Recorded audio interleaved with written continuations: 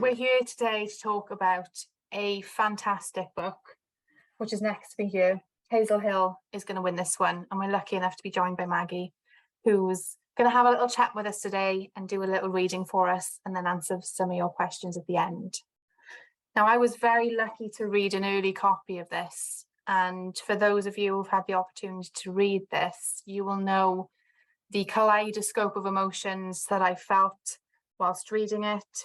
Joy and horror and disgust and elation, and I'm really excited for those of you who hadn't had the chance yet to experience this book to read it as it's published today. So I'm going to get started with the questions, if that's okay with you, Maggie. Of course. Brilliant. So the story begins with Hazel making lists of all the things that she hopes to become an expert in. Was that you in middle school? Like kind of yes and no. It wasn't necessarily that I wanted to be an expert in like everything the same way that Hazel is. It was more I had like very specific interests and very specific things that I like made my business. And none of it was useful. Like it was stuff like Glee, like so it wasn't anything that's gonna like help me in adulthood. But I guess same with Hazel, because her thing ended up being Tyler, so fair enough. Yes, and I think a lot of us can relate to that. I remember making lists of albums and films and things that would never help me in adulthood, but at the time the most important thing. Very important. Yeah. Oh, so important. Can you tell anyone who hasn't had the opportunity to read the book yet why you hope that they don't relate to it? Yeah, I mean, so Hazel kind of witnesses sexual harassment in a way that doesn't necessarily impact her at first, and she kind of, I think, had the opportunity to decide that it wasn't really her problem and she didn't really need to deal with it, but then she thankfully realizes that she was sort of helping to, I guess, perpetuate it in some ways, and by kind of standing by while Tyler was doing all of this. And just even, I know she didn't know that he was doing it, but she did know that he was, not very positive about the girls in their class and all of that. And so I hope that, people don't read it and think, oh yeah, I also just don't care, in the same way that Hazel does in the beginning. But then also obviously later on in the book, when she becomes better friends with Ella and she realizes that Ella is one of kind of Tyler's main victims, I hope people don't read that and think, oh yeah, that was just like me. Obviously that's not it was not a great place for either of them to be in. Of course, and I think so many children and young people and adults can relate to being both Ella and also Hazel, probably in that situation. I think a lot of us have probably been both at some time. Now, I mentioned briefly that I spent a lot of this book being very angry. Angry at the situation, angry at what Hazel's was experiencing, what Hazel's friends were experiencing, but also, and primarily, I suppose, at the response of the adults around her. Did writing this book bring up the same for you? In a sense, yeah. I think that when I was younger, and I think this is true for a lot of young people, you can really tell pretty easily when you're being kind of spoken down to, when it doesn't even have to be about things like as big and serious as this, but if people don't necessarily take you seriously, it's pretty obvious and you can tell pretty much right away. And I was in a position where my experience was a little bit more like Ella's, and people did believe me, and it was a pretty cut and dry, not super, I don't want to say, it was fine, it was whatever, but like it didn't really necessarily kind of impact me in the same way that it does to the girls in the book. But I still definitely had those feelings of like, I could tell that people thought that I was maybe smaller than I actually was. And again, I feel like that's something probably a lot of us can identify with. Now, we have an Office for Standards in Education in the UK, and a survey that they did in 2021 with school children said that a lot of school-age children don't see the point in reporting sexual harassment because it happens so frequently. And obviously this is a core element of the novel. Did you research these incidents, or did you purely work, as you mentioned briefly, from your own personal experience? Yeah, it was pretty much just my experience, and I unfortunately am not really surprised by that. That was pretty much the attitude that I had as well. If I was to go and report like every gross thing a boy said to me growing up, that would have been my full-time job. And like I think it was intentional that like you don't see Hazel talking about schoolwork so much once all of this kind of starts to kick off, and like you realize, like Hazel realizes, oh my God, the speech contest is like 2 days away. I haven't done any, like I haven't practiced as much as I wanted to. And it's because when stuff like this happens and they're putting all of their time and effort and energy into doing something about it, they don't have time to do anything else. It's completely all consuming for all of them, for everybody involved. Yeah. We'll go to the end of the book now, and specifically to your author's note, where you recall an incident of sexual harassment that you witnessed when you were in school. And you recall how you asked your friend about it many years later, and how they told you that they were just thinking about the exact same incident. Can you explain how much of an impact events like this, like you experienced and your friend experienced, can have on someone? Yeah, I think it's interesting. So I had messaged them about that when I was writing the author's note, just to say, do you mind if I put that in there? And yeah, she immediately was like, yeah, that's so weird. I was just thinking about that the other day. And I don't think either of us are walking around with this like burden, remembering that and thinking about it. But you say that, but it was top of my mind when I was writing the note, and she had just been thinking about it as well. And there are things and like conversations and phrases and a lot of like things like that I can recall very, very clearly, even though they happened a really long time ago. So even though it's not necessarily something that I would say, impacts me day to day, it's definitely something that you hold on to and that sticks around. Absolutely. I'm going to touch upon this a little bit now, because I know you're going to do a reading for us in a little while after I finish jabbering away. But there's a scene about halfway through the book where the principal of the school, who is probably one of my most hated literary characters of all time, tells Hazel's friend that she doesn't believe her because she's a girl and not a woman. Do you feel that this mirrored your experiences growing up?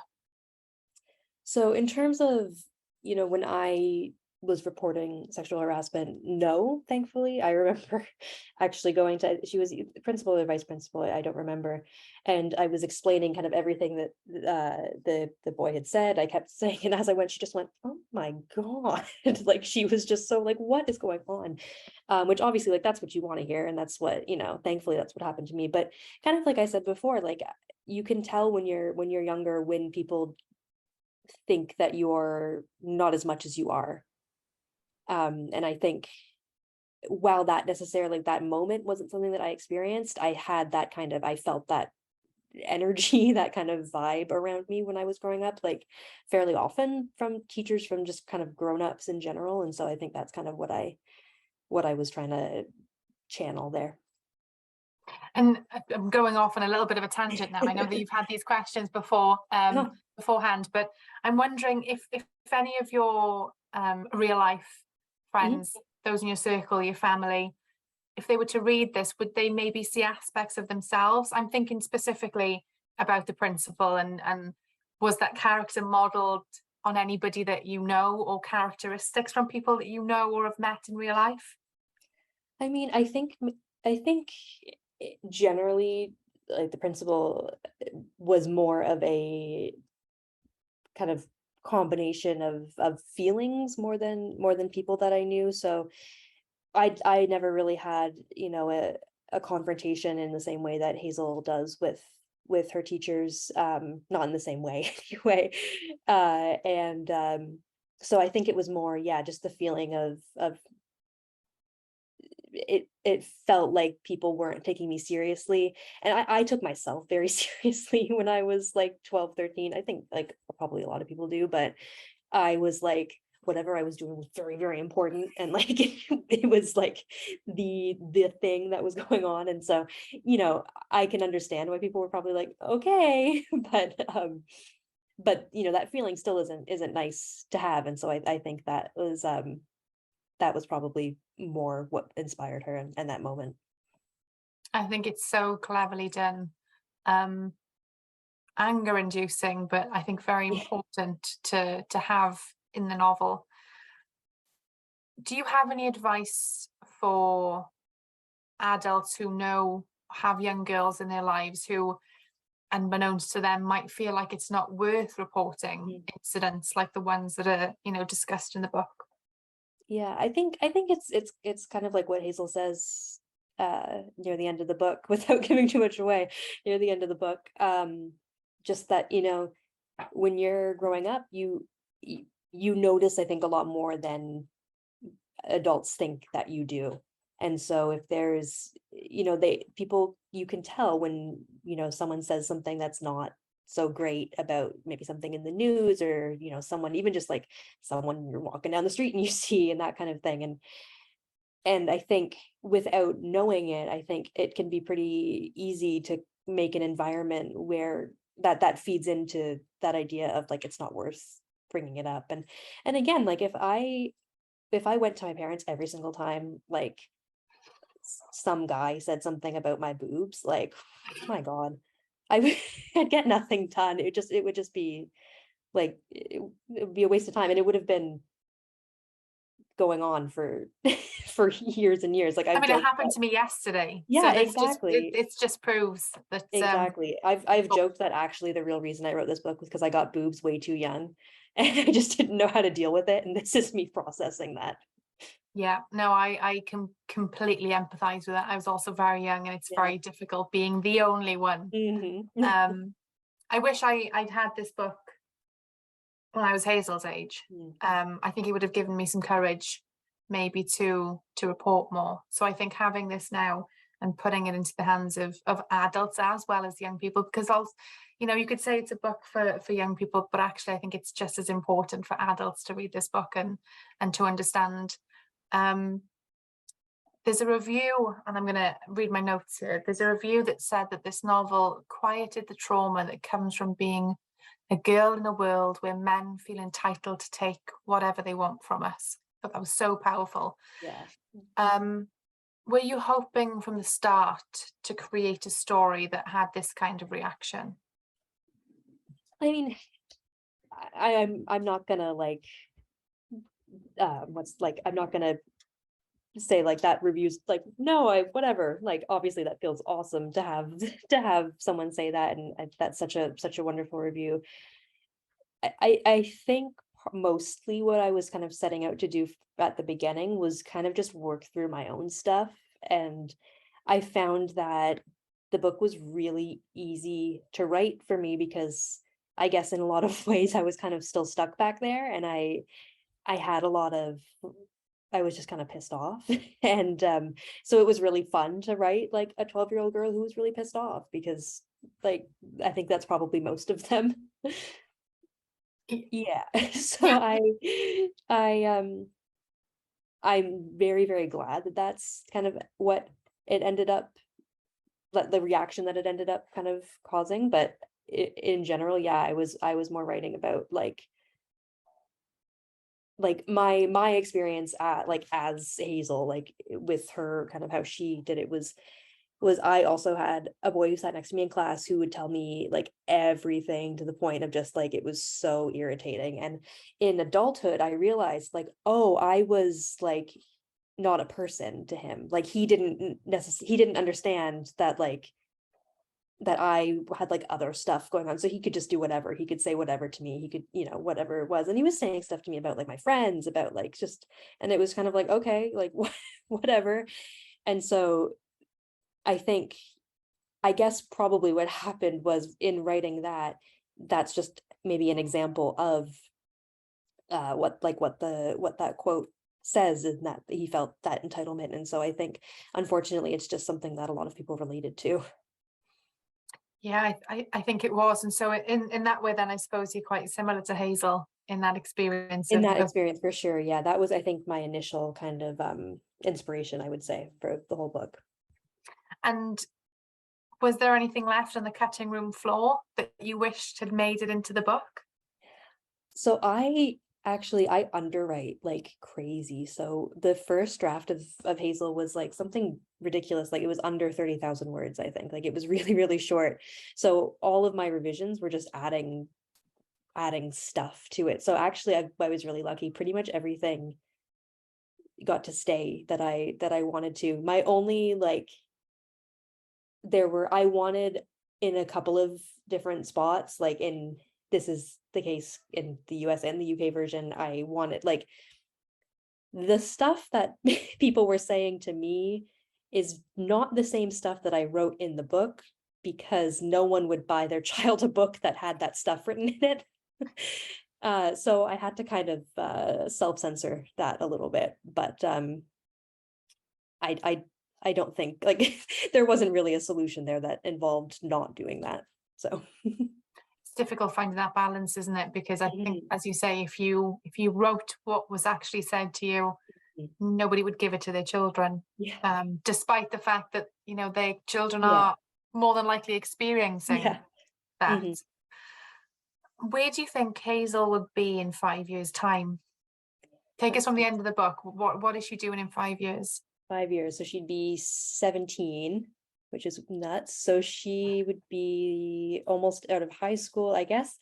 I think probably by that point, I think she would have maybe found, or would be trying really hard to find, like her expert subject. I think she's the kind of person who would figure out what she wants out of life quite early on. So I imagine that was a dog, I'm sorry.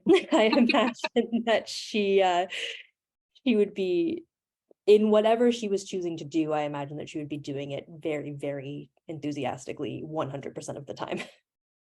Full force, heart all in. Yeah. Absolutely. Mhm. Um, so I've done quite a few of these interviews now, and I ask the same question every time. I'm really interested to know, and I think that yeah, it's my favorite question to ask that's kind of non-specific about the book. And that is, if you were stuck on a desert island and you can only take 3 books with you, what would those 3 books be? That's fun. I think I'm gonna get like ripped to shreds in the group chat for this in a second, but I'd bring, I don't even necessarily mind which ones. I'd bring a book by Rory Power, I'd bring a book by Rebecca Barrow, and then I'd have my friends there. So that would be nice. And then the third one, I feel like it's so funny because it's always really difficult to pick something like this for a question like this. And so I'm always like, oh, well, right now I'm reading Jeanette McCurdy's memoir right now, and I'd like to finish that. So maybe I'll bring that. Yeah, no, that's on my list. Do I need to pick it up? Yes. Okay, yeah. No, it's been on my radar. I've been eyeing it up for a while. It's funny because I always ask that question, and somebody asked me that once, and it completely blew my brain because I never actually thought about it myself. No, yeah. So those were really good picks. A last little sneaky question, Mhm, one I'm mhm. sure that everybody really wants to know. Are you able to tell us anything about what you're currently working on? I am, yes. So I have another middle grade book coming out in 2024. It's called Noah Fry Gets Crushed, and it's very cute, if I do say so myself. It's about a girl named Noah. She's Hazel's age, she's 12. And she spends the summer away from her friends, and she comes back and they've all discovered boys in a really big way, and she really hasn't. And so she gets worried that she's going to be left behind by her friends. And so she thinks, okay, well, I'll just pick a boy and then I'll have a crush on him and it'll be fine. And then I'll fit right in and it'll be great. And it goes about as well as you think it will. That sounds fantastic, and I really cannot wait to read that one. I'm excited about that one. Would you like to do a little reading for us? Sure. So we picked before, I'm going to be reading from like pretty much right in the middle. And it's a scene where Hazel is called into the principal's office, and she doesn't really know why she's there, and her kind of, I guess, new nemesis by this point, Tyler, his mom, is there, and it all doesn't go very well for her. So, I'm sure you understand why we're all here today, girls, Mrs. West says to Riley and me. Because Tyler's harassing Ella Quinn?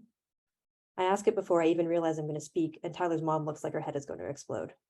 I want her parents to be informed of this, she says to Mrs. West, who nods. It just makes me angrier, and I try to lift my head up even higher. Bullies raise bullies, I guess.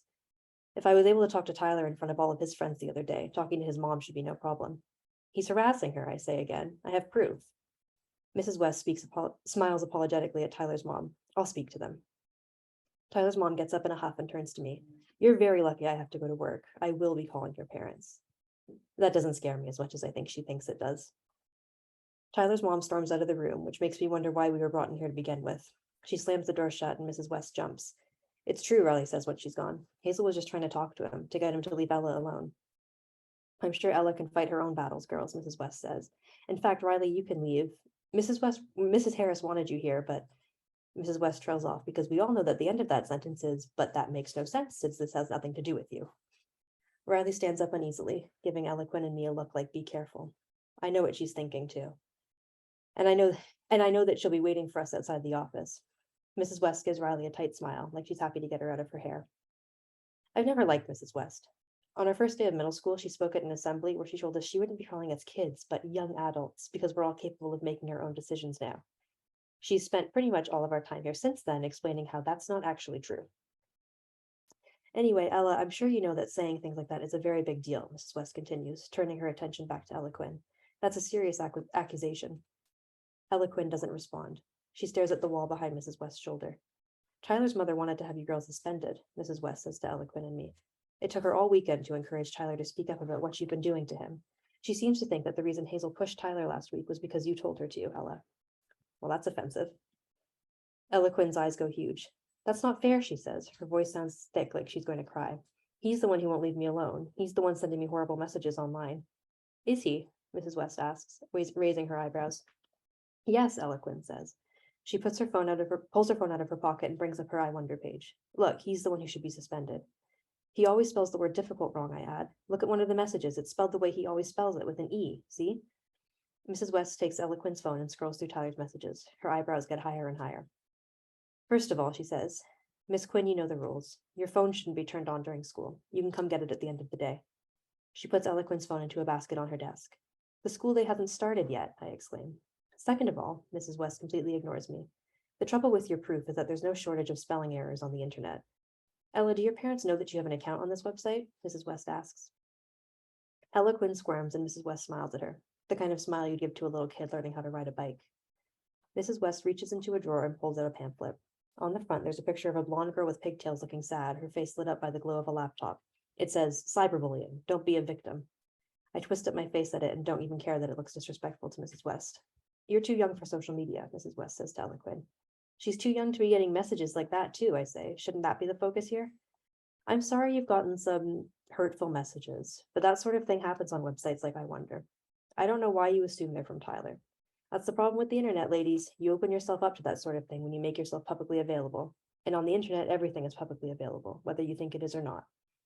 We're all silent for a moment. I can feel Ella Quinn shaking beside me, and I want to try to help her calm down somehow, but I think I'm shaking too. I talked Tyler's mother down from the suspension. You'll have lunchtime detention for a week, Ella, starting tomorrow. And you'll write Tyler a letter of apology. She didn't do anything, I say. I was the one who was there when he fell. Ella Quinn wasn't anywhere near either of us. Even if Ella Quinn did tell me to do something, which she didn't, I was still the only one there. Why should she be punished over me? Yes, well, I spoke to your home teacher, Hazel, she says. She's assured me that you've never done anything like this before. I know it can seem tempting to do things to impress the cool kids, but it's never worth it. Are you telling me you don't think I'm cool enough to stand up for someone else? She ignores me again. Does that sound fair, Ella? Ella Quinn's quiet for a minute. I almost think she's not going to respond, but then she asks, "Are you a feminist, Mrs. West?" Mrs. West looks surprised. "Yes, of course I am. Aren't feminists supposed to believe women with stuff like this?" Mrs. West laughs like Ella Quinn caught her off guard. "I do believe women, thank you, but you aren't a woman, Miss Quinn. You're a little girl. Maybe you should act your age and you wouldn't have to worry about things like this." Oh, I am feeling all the feels all over again and remembering reading that for the first time, and one, not only identifying with it, but just knowing how many of my friends had heard the same thing. Yeah, Leonie has just said in the chat that last line, goodness me, it's so powerful. I don't know. I mean, I don't know how prepared you are for how much love is going to come for Hazel and for this book. And are you prepared for it? I mean, I maybe. Because I mean, speaking on behalf of myself, I had absolutely adored this book. And I will be shoving it in the hands of everybody that I know, and I have been. But I think to have a story such as this one, particularly for this age group, is so important and so impactful.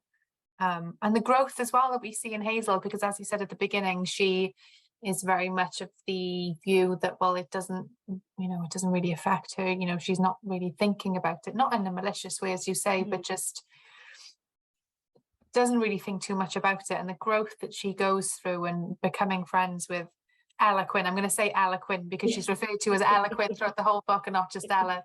And the friendship that develops and the growth that we see in Hazel is just fantastic. So I'm very excited that it's finally here, that it's publication day. I feel like I've been eagle watching Firefly's Instagram and looking at all of the messages that have been posted and all the post-it notes in the lead up to publication day, and now we're here and it's amazing. Thank you for reading from that, and I'm sure that anyone that hasn't had the chance to read the book yet is now even more excited than they were before. I'm going to check the chat to see if we have any questions coming in. Okay, we have a question from Rory, who asks, what was your favorite scene to write? Thanks, Rory. I think probably Hazel's speech at the end was my favorite. That was the moment, like, I had that that was kind of when I was first outlining the book and just figuring out what it was going to look like. I knew that was always going to be how it ended, and so it was nice to get to that point and get to kind of let it all out there. If I remember rightly, I had goosebumps that last speech, and I felt so much power coming from Hazel. And I think a lot of it was the things that I wish that I could have said had I been in Hazel's position. Incredibly empowering. Fantastic. Do we have any other questions? I'll ask one, since the chat is a little quiet. You mentioned that, that when you were outlining the book, that you knew that Hazel's speech was going to go at the end. Before you started writing in earnest, did you have a draft? Did you have a plan, or was it more fly by the seat of your pants as you go along? I had an outline. Yeah, I think if I'm left to my own devices, it doesn't work. It's just like people who don't look like anything having conversations in rooms that don't look like anything, and then nothing actually happens. So I need that kind of outline, and I had my kind of initial inspiration, like I said, was that experience that I had when I was younger, with that boy who just would not shut up, and B, with the sexual harassment. And so I kind of knew that I was going to be putting a lot of, not necessarily my direct experiences, but a lot of my kind of feelings from that time into it. And then also I knew that there had to be the reason I made Hazel originally do speech competitions was because I did when I was her age, and I just thought that was kind of fun. And then I realized how well that would kind of lead into that kind of not final scene, but kind of climactic scene. So that's it all ended up working out really well. So yeah, I had the outline there. Yeah, I think I mean I'm not a writer, I'm much more of a consumer of other people's writing, but I think I would also have to maniacally plan if I would. I think I would just forget things. I'd make things Yeah, up. Things would change I do and that places now. would I do that change. with an outline. We have some more questions coming in. Okay, so this one is from Becca. Becca would like to know, how did you feel once you'd finished writing the book? And was it officially done? So I probably honestly like relief. Like it was that the first draft of it went very, very, very quickly, and I just kind of got it done. And I was in kind of a weird spot because I had just left my previous agent and I was clearing new agents with this book. So it was a whole kind of thing. So having it done and ready, I felt very relieved and just good. I felt like I felt like it could go somewhere. So it was nice. And It I was a good suppose, how did you feel? I'm adding one in myself now. How did you feel during that interim period between the book being officially finished and waiting for it to get into the hands of readers? How do you know, manage feelings during that time? Yeah, it's really weird. Well, so I wrote, I don't even remember, I think like 6 or 7 books before Hazel sold, that just I didn't get an agent with them, or I didn't sell them. And so it was, I've had a lot of that kind of experience of just being like, okay, well, forget that one, we'll move on. And so actually it was really strange to stick with the book for as long as this. Like I've never been around a book for as long as I have with Hazel, because nothing's ever made it to this point before. So I remember doing like, I think it would have either been like the last round of edits or maybe copy edits or something like that. And I was like, I've done this already. like God, like can we like just let's keep. I'm like, normally I would have been like, this thing would have been out of my hair, ages ago. I would have been working on the next thing already. So it's, yeah. So you spent quite a bit of time with Hazel then, Yes, even yeah, I after did. it was finished. Yeah, I did. And I was writing Noah. I have a YA book coming out in 2024 as well. So I was working on that. So I kept pretty busy.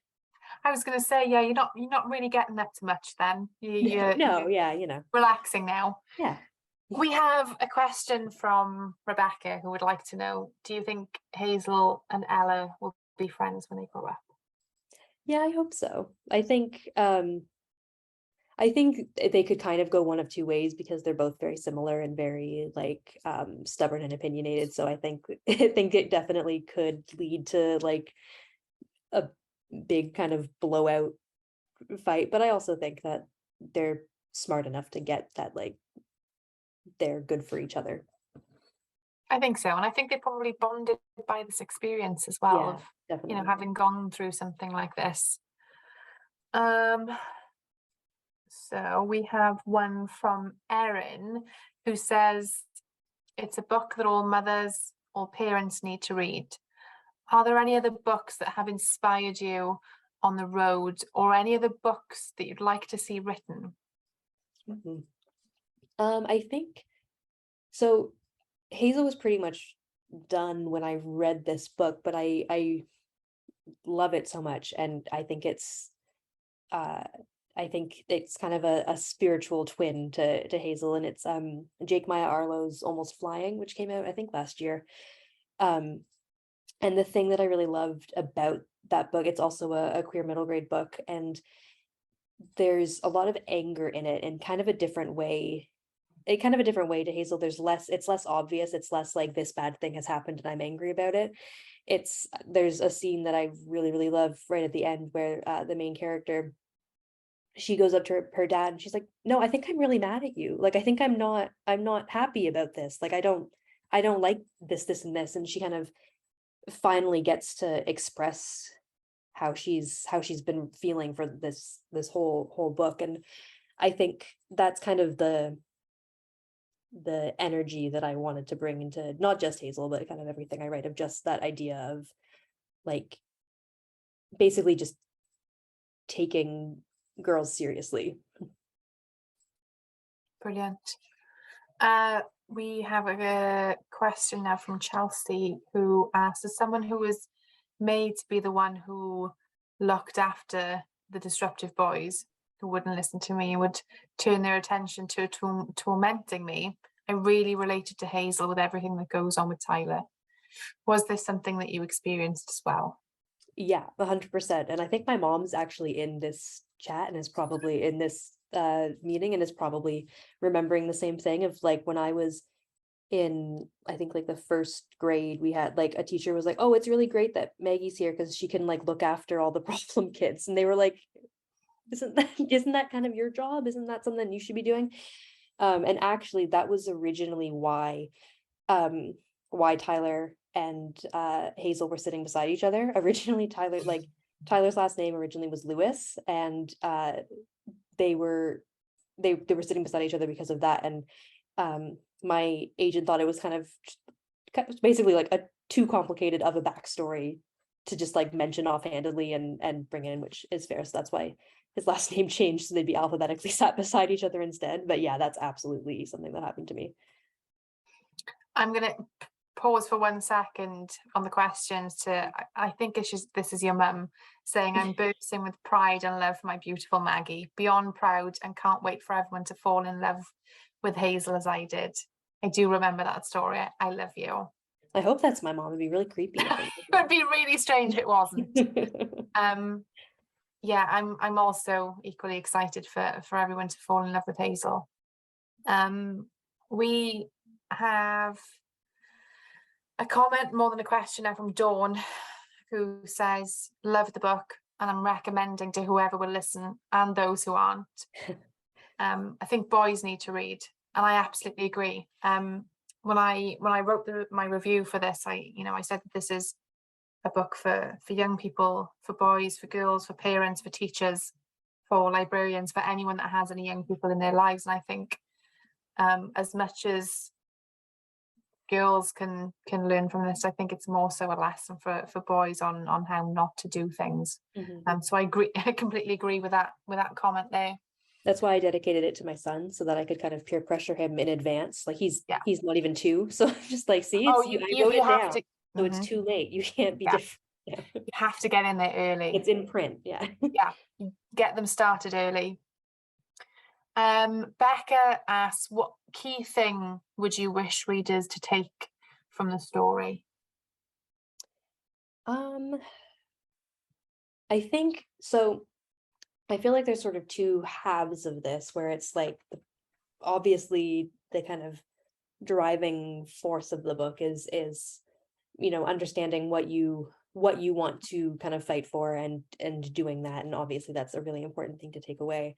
But I think also Hazel's sort of like journey to friends is something that I kind of I obviously it's there, and it's a little bit more kind of under, it's less of a massive focus than the harassment that's going on. But I think that like Hazel begins the book so like afraid of being friends with someone, because if you're friends with someone, then you can like not be friends with someone. And it's just she says in the book that she's just too busy for all of that. And you can read that as an adult and be like, well, no, she's too scared of that. And so I think just seeing her kind of go through that and understanding that like you can and should just be like, just let yourself be kind of, I guess, vulnerable enough to have those friendships, I think is an important one as well. I agree, and I think that goes for, I don't know, I digress. And I was watching something the other day, and where someone had talked about losing their life partner, they passed away, and how some people are afraid to allow themselves to feel that kind of love, because they don't want to then lose it when inevitably that happens. And I think that's completely true for Hazel, and I think you're right, we as adults can read it and think, oh yeah, she's scared, and maybe she does come to realize that later on. We have another question from Emily, who asked, what would you say to those who view Hazel's queerness as inconsequential in this story? I love that question. Yeah, I got that a lot. A lot of reviews kind of say, like, oh, and it's a book that has, queer representation, but it's like not a big deal. It's not really a thing. And I really disagree with that. Like, yes, it's true that like Hazel's not, she's not out on the prowl. She's not dating, she's not doing anything like that, but her identity informs so much of who she is and of how she sees the world and the decisions that she makes. And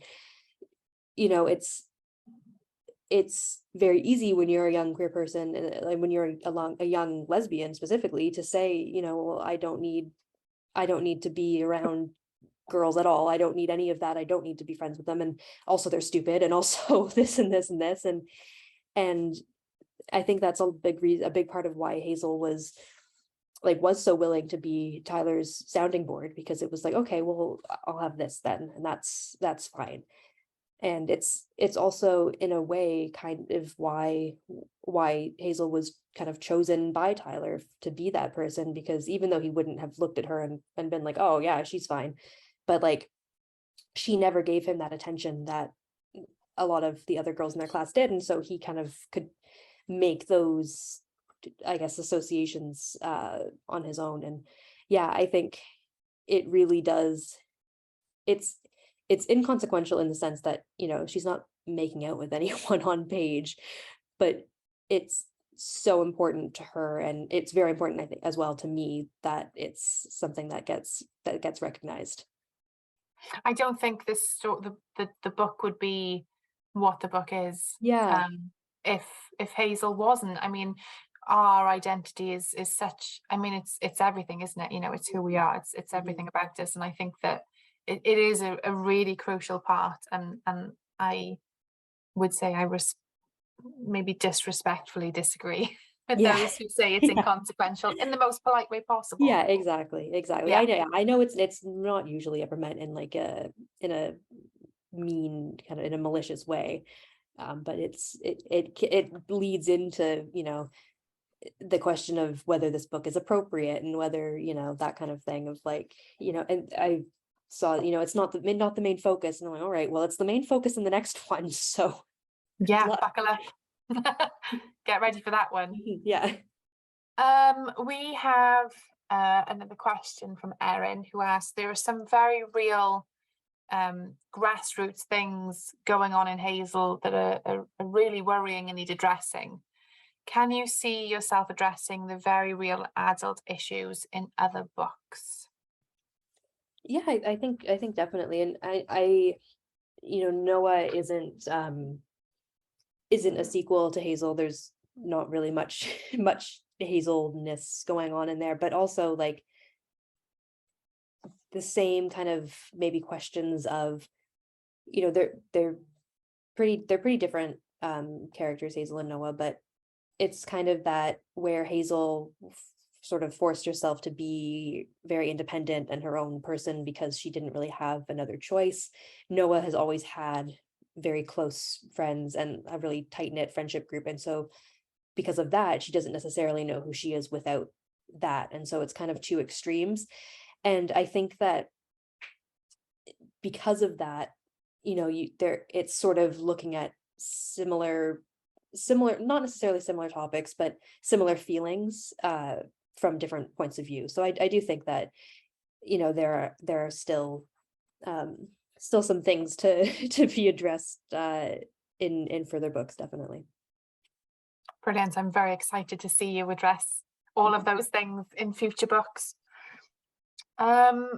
We have another question, and it's from Chelsea, who asks, people are talking about Hazel, questioning if it's an appropriate topic for the target age range. Has been incredibly frustrating for Chelsea. How would you respond to those concerns? Yeah, I mean, same. It's just so funny to me, the reaction of, this isn't appropriate for children, because I'm like, I know I agree, like I absolutely agree with you, but it's happening. So it's the frustrating thing for me is that, like, when people are saying that, I know that they're not going to buy it for their kids, and that kind of sucks. But it's, it does just, there's not much to say to it beyond, like, I know it's not appropriate for kids. That's why I'm here. Like that, yeah. And it's absolutely why it's necessary, because it is happening and it's not appropriate, and Mhm, it's a way of, I suppose, educating mhm. without pointing a finger. Um, we have another question now that asks, because I know this is for those who aren't kind of familiar with publishing, it's not the most common thing to do to publish in the UK and the US simultaneously. Yeah, yeah, And you're doing both at the same time. yeah. And how do you feel about that? That must be interesting. Very excited about that. Yeah, I went to university in the UK. My wife is from the UK. I imported them back here. But yeah, so it was always something that I was really hoping would happen eventually. And it was just everything kind of worked out in like a ridiculously good kind of way. Like, my UK agent offered on the book after it had sold, like pretty much right after it had sold in the States. And but my UK agent is someone who I knew from university, and like who we worked together. We were interns together, and so like everything has just been like just so nice, and just kind of like faded almost. It was just, everything's had just some kind of cool extra thing to it, which is great. And obviously, like, the UK response especially has been amazing, and like just all very good. Fantastic. For those of you that haven't had a chance to read the book yet, it is available as of today. Go and get your copy. If you're very lucky, you might even get your hands on this very special Yeah. purple sprayed edges copy. Thank you everyone so much for your questions, for spending an hour with us tonight. Thank you so much, Maggie, for joining us and telling us all about Hazel and your experience of writing Hazel. I'm sure that those of us that haven't read it yet are really excited to read it and to read everything that you have coming in the future. So thank you, everybody. Thank you, Maggie. Thank you.